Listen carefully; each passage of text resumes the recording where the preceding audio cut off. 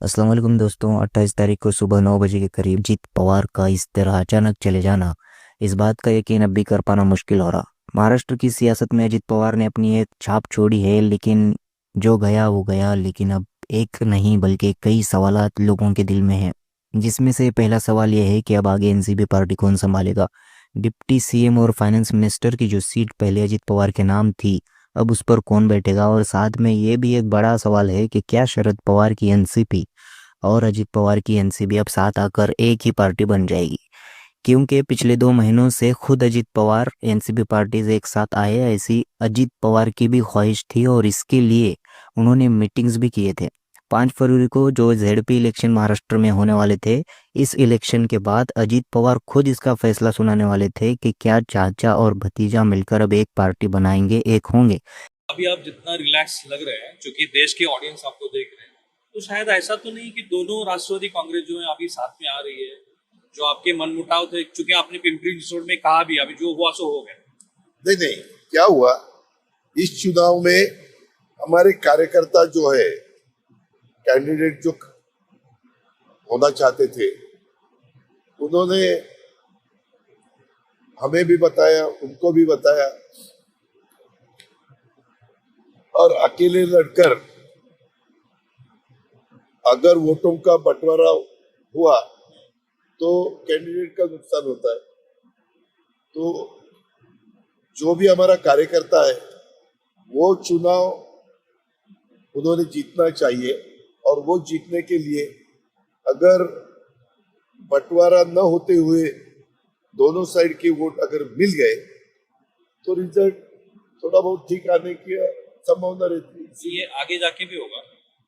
नहीं, अभी तो मैंने खाली कॉरपोरेशन के चुनाव के बारे में मेरा सोचना चालू है, और उसके बाद जिला परिषद, तालुका पंचायत, ये इस पे हम सब ध्यान देने वाले हैं। और उसमें तुरंत बाद अपना इस साल का बजट आने वाला है। 23 फरवरी को, 23 फरवरी 2026, इसमें मुझे बजट पेश करना है।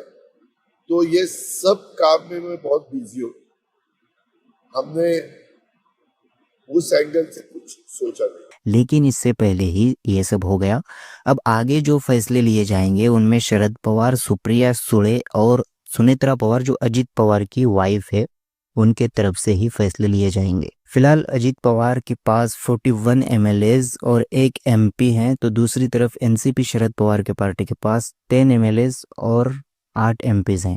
अगर दोनों पार्टियां एक हो जाती हैं तो शरद पवार के राष्ट्रवादी को सीधे महायुति में शामिल होना पड़ेगा, यानी बीजेपी का साथ देना पड़ेगा।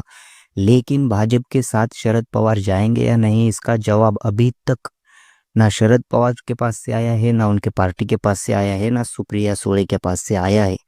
तो अब आने वाले वक्त में दोनों एनसीपी पार्टियों का क्या होगा, ये वक्त ही बताएगा।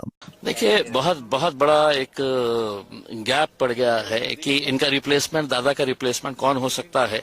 अगर महाराष्ट्र के अंदर अगर हम बात करें तो मैं नहीं समझता हूं कोई ऐसा दूसरा नाम कोई निकल कर आता है करके उसमें। मैं समझता हूं उनके अंदर जो, दादा के अंदर जो क्वालिटीज थे, एक एबल एफिशिएंट एडमिनिस्ट्रेटर के तौर पे, और दूसरा जो उनकी डिसीजन मेकिंग एबिलिटी थी, वर्कोहॉलिक जिसे कहते हैं, कि सुबह 6 बजे से लेके है तो रात में कब वो सोते थे पता नहीं है। तो जो उनके जाने से यकीनन स्वाभाविक है कि बहुत बड़ी एक क्षति हुई है, बहुत बड़ा नुकसान हुआ है महाराष्ट्र का।